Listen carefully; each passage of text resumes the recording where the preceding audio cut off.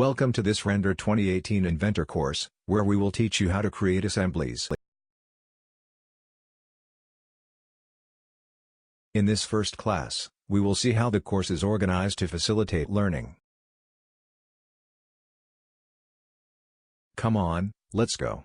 This course is organized in 2 modules, which contains classes, where we teach step by step how to use the commands and tools of the program.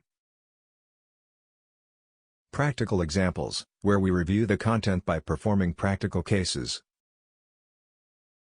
And complementary exercises, which are tasks for the student to do and train. In the first module we will have an overview of the course and learn how to access the environment and the main tools and resources for assemblies. We will see how to insert the components and restrict their movements with the command constrain, according to their functions in the set. We will work with components from the Inventor library and with pieces created in other software. We will perform component mirroring and repetition, learn how to move and rotate components, and generate the part list. In the second module we will train the development of assemblies, performing practical examples. We will assemble a sword, including using the Inventor joint command, which allows you to define joints for the set.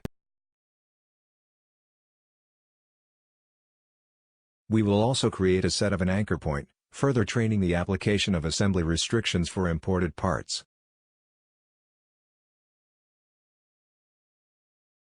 Finally, we propose complementary exercises for the student to do and train his learning.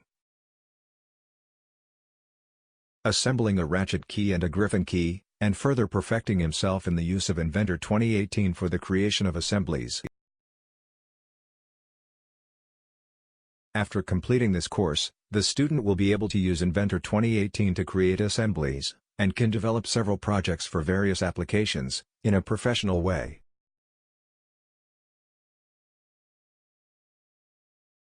We wish you an excellent learning.